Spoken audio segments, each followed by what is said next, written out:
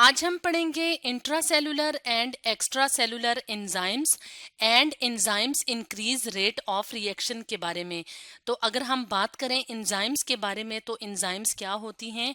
Enzymes खास किस्म की प्रोटीन्स होती हैं जो कि लिविंग सेल्स में पाई जाती हैं और ये कैटालिस्ट के तौर पे काम करती हैं। अब अगर हम बात करें कैटालिस्ट की तो कैटालिस्ट कौन से सब्सटेंसेस होते हैं? ऐसे सब्सटेंसेस जो कि केमिकल रिएक्शन को स्पीड अप या एक्सेलरेट करते हैं। तो एंजाइम्स क्या होते हैं? लिविंग ऑर्गेनिजम्स की बॉडी में प्रोड्यूस होने वाली खास किस्म की प्रोटीन्स जो कि मुख्तलिफ किस्म के केमिकल रिएक्शंस को स्पीड अप करती हैं या एक्सेलरेट करती हैं।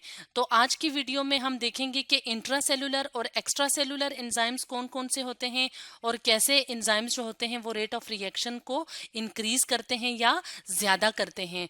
तो सबसे पहले हम बात करते हैं इंट्रासेलुलर एंजाइम्स की। तो इंट्रासेलुलर एंजाइम्स जैसे कि नाम से जाहिर है कि ये वो वाले एंजाइम्स होते हैं जो कि मौजूद होते हैं इनसाइड अ सेल, यानी सेल के अंदर मौजूद होते हैं। जैसे कि ये मौजूद होते हैं साइटोप्लाज्म में, न्यूक्लियस में और न्यूक्लियस की तरह बाकी की सेल ऑर्गेनेलीज में जैसे कि क्लोरोप्लास्ट है, माइटोकॉन्ड्रिया है। तो यहाँ पे ये एंजाइम्स मुख्तलिफ किस्म के केमिकल रिएक्शंस को स्पीड अप करने के लिए मौजूद होते हैं। तो इस डायग्राम की मदद से अगर हम देखें तो यहाँ पे हमें एक एनिमल सेल नज़र आ रहा है और उसमें मौजूद मुख्तलिफ पार्ट्स नज़र आ रहे हैं। जैसे कि सेल के अंदर अगर हम देखें तो हमें फ्लूइड पार्ट नजर आ रहा है जिसे साइटोप्लाज्म कहते हैं। इसके अलावा ऑर्गेनेलीज जैसे कि न्यूक्लियस है, माइटोकॉन्ड्रिया है। इसके अलावा प्लांट्स के अंदर क्लोरोप्लास्ट जैसी ऑर्गेनेली मौजूद होती है जो कि फोटोसिंथेसिस के प्रोसेस में इन्वॉल्व होती है। तो इनके अंदर जो एंजाइम्स मौजूद होते हैं उनको कहा जाता है इंट्रासेलुलर एंजाइम्स। फॉर एग्जाम्पल अगर हम साइटोप्लाज्मिक एंजाइम्स की कुछ एग्जाम्पल्स देखें तो इनमें शामिल हैं हेक्सोकाइनेजेस और ग्लूकोज आइसोमेरेजेस। तो आइसोमेरेजेस की अगर हम बात करें तो ये खास किस्म के एंजाइम्स होते हैं जो कि एक तरह के आइसोमर को कन्वर्ट करते हैं दूसरे तरह के आइसोमर में। तो ये तो एग्जाम्पल्स हैं साइटोप्लाज्मिक एंजाइम्स की जो कि बेसिकली क्या होते हैं? Intracellular enzymes. इसी तरह अगर हम बात करें न्यूक्लियर एंजाइम्स की एग्जांपल्स की, यानी ऐसे एंजाइम्स जो न्यूक्लियस के अंदर पाए जाते हैं और खास किस्म के फंक्शंस परफॉर्म करते हैं, तो इनमें शामिल हैं डीएनए और आरएनए पॉलीमरेजेस और डीएनए लाइगेजेस स्प्लाइसिंग एंजाइम्स। तो जो पॉलीमरेजेस होते हैं ये खास किस्म के एंजाइम्स होते हैं जो कि डीएनए या आरएनए की जब डीएनए की ट्रांसक्रिप्शन का प्रोसेस होता है तो उसमें ये मुख्तलिफ फंक्शंस परफॉर्म करते हैं। फॉर एग्जांपल अगर हम डीएनए पॉलीमरेज की बात करें तो ये खास किस्म के जो एंजाइम्स होते हैं ये डीएनए की सिंथेसिस में मदद देते हैं। इसी तरह अगर हम कुछ इंट्रासेलुलर एंजाइम्स में से माइटोकॉन्ड्रियल एंजाइम्स की एग्जांपल्स देखें, ये वो वाले एंजाइम्स होते हैं जो कि इन्वॉल्व होते हैं एनर्जी की मेटाबॉलिज्म में और ख़ास किस्म के प्रोसेसेस में, जैसे कि रिस्पायरेशन का प्रोसेस होता है जो कि माइटोकॉन्ड्रिया के अंदर होता है। तो उसमें खास किस्म के माइटोकॉन्ड्रियल एंजाइम्स इन्वॉल्व होते हैं। जैसे कि अगर हम रिस्पायरेशन की एग्जांपल लें तो रिस्पायरेशन के प्रोसेस में जो एंजाइम इन्वॉल्व होते हैं उनमें से एक है आइसोसिट्रेट डीहाइड्रोजिनेज। इसी तरह अगर हम बात करें प्लांट सेल्स के अंदर होने वाला खास प्रोसेस जिसे फोटोसिंथेसिस का प्रोसेस कहा जाता है, तो फोटोसिंथेसिस के प्रोसेस में जो एंजाइम्स इन्वॉल्व होते हैं उन्हें फोटोसिंथेटिक एंजाइम्स कहा जाता है।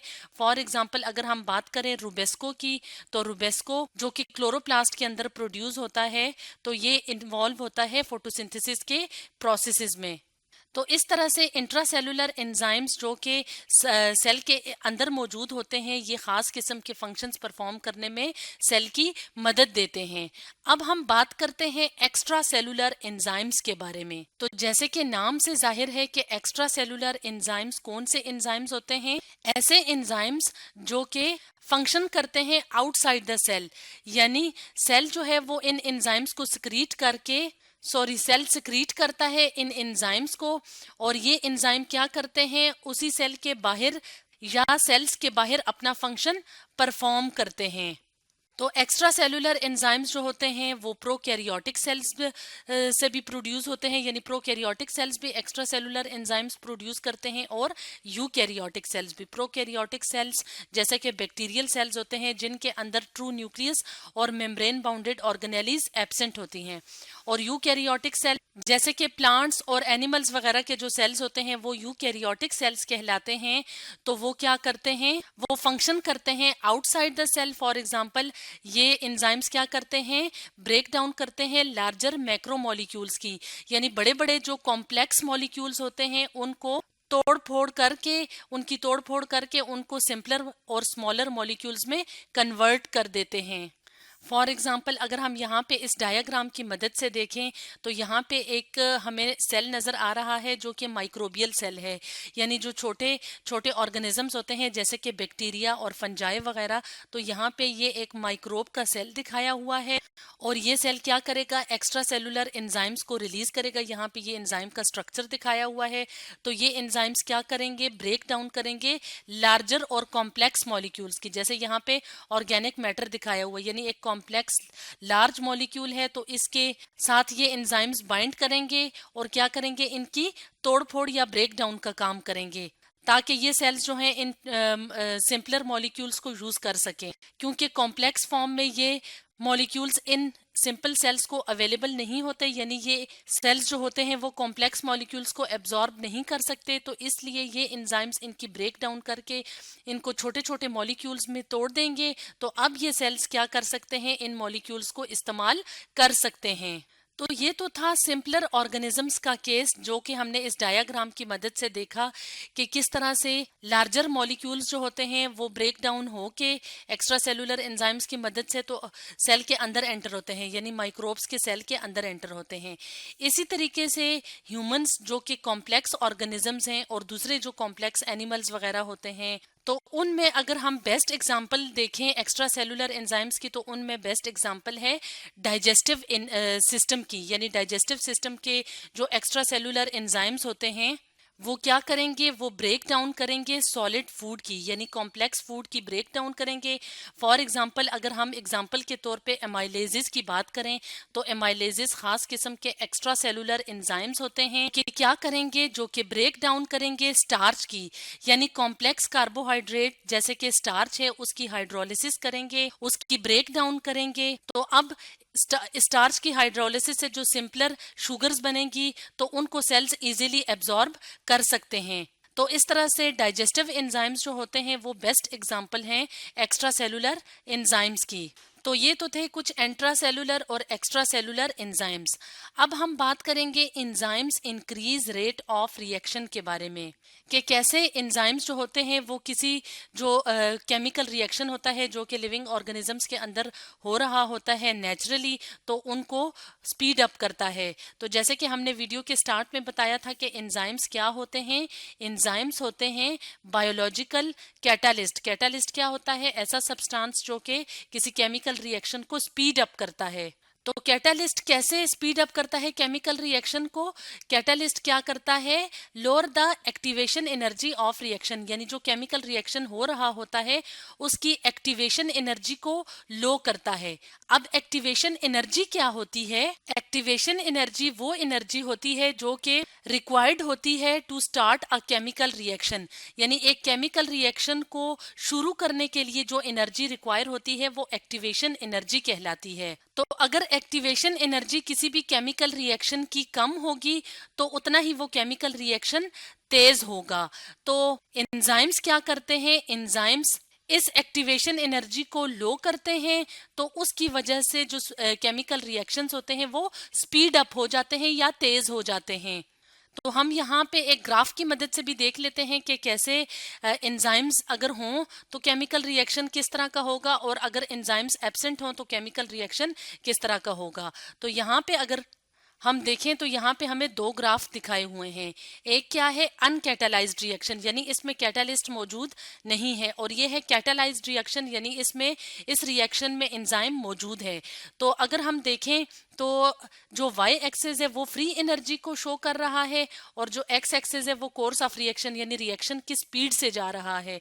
तो अगर हम यहाँ पे देखें तो ये रिएक्टेंट्स हैं, और रिएक्टेंट्स को प्रोडक्ट्स में कन्वर्ट करने के लिए यहाँ पे एनर्जी बैरियर दिखाया हुआ है, यानी एक्टिवेशन एनर्जी जो है इस केमिकल रिएक्शन को स्टार्ट करने के लिए यहाँ पे हाई है, क्योंकि और इस हाई होने की वजह क्या है, ई ए का मतलब है एक्टिवेशन एनर्जी। तो एक्टिवेशन एनर्जी यहाँ पे क्या है, हाई है। तो इसका मतलब है कि ये रिएक्शन स्लोली प्रोसीड करेगा, यानी ये रिएक्टेंट्स प्रोडक्ट्स में कन्वर्ट होने के लिए ज्यादा टाइम लेंगे। इसके बरअक्स अगर हम ये रिएक्शन देखें जिसमें कि कैटालिस्ट या एंजाइम मौजूद है, तो इसमें यहाँ पे एनर्जी बैरियर देखें तो ज्यादा है, और यहाँ पे अगर एनर्जी बैरियर या एक्टिवेशन एनर्जी देखें, यहाँ पे अगर हम देखें तो ये कम है, क्योंकि यहाँ पे क्या चीज मौजूद है, एंजाइम मौजूद है।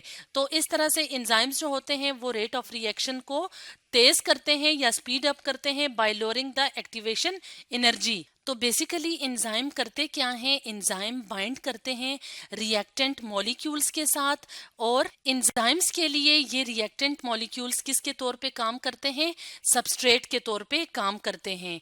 अब हम एक डायग्राम की मदद से देख लेते हैं कि किस तरह एंजाइम जो हैं वो रिएक्टेंट मॉलिक्यूल्स की स्पेसिफिक साइट पे आके अटैच होते हैं। तो अगर हम यहाँ पे इस डायग्राम की मदद से देखें तो यहाँ पे क्या हो रहा है, यहाँ पे ये हमें रिएक्टेंट मॉलिक्यूल नजर आ रहा है।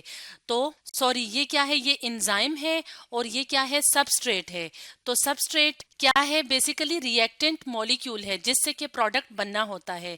तो एंजाइम क्या करते हैं, एंजाइम की जो एक्टिव साइट्स होती हैं वो सबस्ट्रेट के साथ जाके बाइंड करती हैं और एंजाइम सबस्ट्रेट कॉम्प्लेक्स बनाती हैं। अब जब एंजाइम सबस्ट्रेट कॉम्प्लेक्स बन जाता है तो अब जो एंजाइम सबस्ट्रेट कॉम्प्लेक्स जो है वो क्या करेगा, वो तेजी से उस केमिकल रिएक्शन को प्रोसीड करेगा, यानी जो ये रिएक्टेंट मॉलिक्यूल्स हैं ये तेजी तेजी से प्रोडक्ट्स में कन्वर्ट हो जाएंगे, और at the end of reaction enzyme उसी तरह रहेगा। यानी एंजाइम केमिकल रिएक्शन में इस्तेमाल नहीं होता, यूटिलाइज नहीं होता, सिर्फ और सिर्फ एंजाइम का क्या काम है, एनर्जी ऑफ एक्टिवेशन को लो करना होता है ताकि जो केमिकल रिएक्शन है वो तेजी तेजी से हो सके।